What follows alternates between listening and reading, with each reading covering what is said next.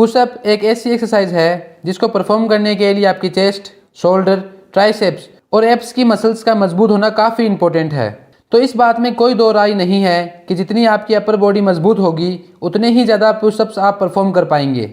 और इसी वजह से पुलिस, आर्मी और जिम्स में भी आपकी फिटनेस का पता लगाने और आपकी स्ट्रेंथ को परखने के लिए पुशअप्स का यूज किया जाता है। पुशअप एक ऐसी एक्सरसाइज है जो बिना किसी इक्विपमेंट के आपकी अपर बॉडी को बिल्ड कर सकती है। तो मैं आज आपको इस वीडियो में 5 ऐसी टिप्स बताने वाला हूं जिनसे आप अपनी पुशअप्स काउंट को 100% बढ़ा सकते हैं। Tip number 1, perform pushup in perfect and proper way. ये बहुत इंपॉर्टेंट है कि आप पुशअप को सही तरीके से परफॉर्म करें। सुनने में बड़ी आम सी बात लग रही होगी, मगर आपको यकीन नहीं होगा कि मोर देन 99% लोग पुशअप को गलत परफॉर्म करते हैं और उन सभी को यही लगता है कि उन्हें तो पता ही है कि पुशअप्स को कैसे परफॉर्म किया जाता है। इनमें से भी ज़्यादातर लोग अपनी कोर को लूज रखने की गलती करते हैं, जिसकी वजह से उनकी बैकबोन या स्पाइन न्यूट्रल रहने के बजाय या तो ऊपर चली जाती है या बहुत नीचे हो जाती है। इससे उनको बैक पेन या बैक इंजरी का खतरा तो बनता ही है, साथ ही बैक के ऊपर होने पर एक्सरसाइज थोड़ी इजी बन जाती है और जब बैक नीचे होती है तो एक्सरसाइज थोड़ी हार्ड बन जाती है। एक और कॉमन मिस्टेक जो लोग करते ही हैं वो है अपनी एल्बो को बहुत ज़्यादा बाहर की ओर लेके जाना। ऐसा करने पर आपकी एल्बो में भी इंजरी हो सकती है, तो ध्यान रखें कि आपकी एल्बो आपकी बॉडी के साथ 45 डिग्री का एंगल बना के रखे। अगर आपको अपने एल्बोज को परफेक्ट करने में प्रॉब्लम हो रही है तो आप अपनी रिस्ट को दूर दूर रखकर पुशअप लगाएं। इससे आपकी एल्बो अपने आप ही 45 डिग्री के एंगल पर आ जाती है। इसके अलावा एक और कॉमन मिस्टेक जो बिगिनर्स जाने अनजाने में करते ही हैं वो है अपने हैंड्स को काफ़ी पास में लेके आना, जो कि बेशक आपकी ट्राइसेप की ग्रोथ के लिए काफ़ी अच्छा है, मगर ये आपके पुशअप्स के नंबर्स को बहुत कम कर देते हैं। पुशअप को सही तरह से परफॉर्म करने के लिए पहले फ्लैट ज़मीन पर अपने हाथों को नीचे रखें और ध्यान रखें कि हाथ शोल्डर्स के बराबर या थोड़े से ज़्यादा दूरी पर हों। फिर अपने टो को इतना फैलाना है जिससे आपका हेड, आपकी हिप और आपकी हील एक स्ट्रेट लाइन में आ जाए। इसके बाद एल्बो का बॉडी के साथ 45 डिग्री का एंगल बनाते हुए नीचे जाएं, जहां तक कि आपकी चेस्ट ग्राउंड के बिल्कुल पास तक ना पहुंच जाए, और इसके बाद स्टार्टिंग पोजीशन में वापस आ जाएं जब तक कि आपकी एल्बो बिल्कुल सीधी ना हो। Tip number 2, reduce body fat.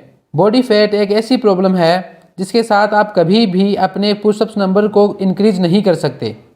इसी वजह से आपने देखा होगा जो लोग जिम्नास्टिक को रेगुलर बेसिस पे करते हैं उनका बॉडी वेट परसेंटेज काफ़ी कम होता है। इसी वजह से वो अपनी बॉडी पर अच्छा कंट्रोल बनाते हुए स्टेज पर बेहतरीन फिजिकल एक्टिविटी परफॉर्म करते हैं। ठीक यही रूल अप्लाई होता है जब आप पुशअप लगाते हैं। जितने ज़्यादा आप हैवी फेट के साथ पुशअप करेंगे उतने ही कम रेप लगा पाएंगे, और आपका बॉडी फैट परसेंटेज जितना कम होगा आप उतने ही ज़्यादा रेप्स लगा पाएंगे। तो ये बात साफ तौर पर जाहिर हो गई है कि अगर आप अपने पुशअप नंबर को बढ़ाना चाहते हैं तो आपको बॉडी वेट परसेंटेज कम करना ही पड़ेगा। अब ये करना कैसे है ये बताने के लिए तो पूरी वीडियो बना दूंगा, पर अभी के लिए आप थोड़ा रनिंग करें, तली हुई चीज़ों को अवॉइड करें, मीठी चीज़ों से दूर रहें और टाइम पर नींद लेके अपनी स्लीप टाइम को कंप्लीट करें। Tip number 3, kneeling and incline pushups. Normal pushup करते समय आप बॉडी के लगभग 64% हिस्से को प्रेस करते हैं, लेकिन बहुत सारे लोग इस परसेंटेज को कम करने के लिए नीलिंग पुशअप और इंक्लाइन पुशअप का सहारा लेते हैं। एक स्टडी से पता चला है कि नीलिंग पुशअप में आप बॉडी का सिर्फ 49% वेट लिफ्ट करते हैं और वहीं इंक्लाइन पुशअप में सिर्फ 41%। इसी वजह से ये दोनों एक्सरसाइज बिगिनर्स के लिए काफ़ी हेल्पफुल हैं। तो अगर आप अभी नॉर्मल पुशअप नहीं कर पा रहे हैं तो आप इससे स्टार्ट कर सकते हैं और जल्द ही प्रोग्रेस करते करते नॉर्मल पुशअप तक पहुंच जाएंगे।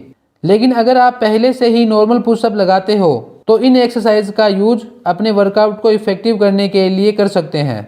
जब पुशअप्स का लास्ट रेप लगा लेते हैं, जिसके बाद आप में इतनी स्ट्रेंथ नहीं होती जिससे आप एक रेप और लगा सकें, तो उस पोजीशन में आप नीलिंग पुशअप्स का यूज ड्रॉप सेट की तरह कर सकते हैं। इससे आपका साइज गेन तो होगा ही, साथ ही स्ट्रेंथ भी इंक्रीज होगी। Tip number 4, work on core strength. साफ शब्दों में कहूँ तो आप तब तक पुशअप नहीं कर सकते जब तक आपकी कोर वीक है। आपकी कोर स्ट्रेंथ आपकी पुशअप्स की बेस है, और अगर कोर वीक होगी तो आपकी बेस अनस्टेबल हो जाएगी। इसलिए ये काफ़ी बेनिफिशियल होगा कि आप अपनी कोर स्ट्रेंथ वाली एक्सरसाइज को अपने डेली वर्कआउट रूटीन में शामिल करें, जैसे प्लैंक्स और एप्स व्हील रोल आउट। ये एक्सरसाइज आपकी कोर को काफ़ी मजबूत बनाती है, जिससे पुशअप्स के साथ साथ क्रंचेज और लेग रेजेज के रेप्स भी इंक्रीज हो जाते हैं। अब जो हमारी लास्ट टिप है वो इस वीडियो की सबसे इम्पोर्टेंट टिप है। Tip number 5, apply progressive overload, यानी अपने पुशअप रूटीन को स्लोली पुश करना है। एग्जाम्पल, अगर आप अभी 10-10 पुशअप के 4 सेट लगाते हैं तो नेक्स्ट वीक आप 11-11 पुशअप के 4 सेट लगाएंगे या 10-10 पुशअप के 5 सेट लगाएंगे। हमारी अपर बॉडी एक्सरसाइज में एक्स्ट्रा लोड ऐड करने से एक्चुअल ग्रोथ स्टार्ट होती है और हमारी बॉडी में काफ़ी स्टेमिना बनता है। वैसे तो काफ़ी सारे तरीके हैं प्रोग्रेसिव ओवरलोड को अप्लाई करने के लिए, लेकिन सबसे बेहतरीन है ज़्यादा वेट उठाना या ज़्यादा रेप्स लगाना। मोर प्रोग्रेस के लिए आप अपने पीठ पर वेट रखकर पुशअप लगा सकते हैं। वेट के लिए आप स्कूल बैग का इस्तेमाल भी कर सकते हैं, जिसमें टाइम टाइम पर वेट लोड ऐड करते रहें। जब आप अपने आप को एक्स्ट्रा वेट के साथ ट्रेन करते हैं तो वेट के बिना आप बहुत ही आसानी से पहले के मुकाबले ज़्यादा पुशअप निकालने लग जाते हैं। अगर वेट को ऐड करना पॉसिबल नहीं है तो आप हर हफ्ते अपने पुशअप सेट में 1-2 एक्स्ट्रा पुशअप ऐड करके भी पुशअप स्ट्रेंथ को इंक्रीज कर सकते हैं।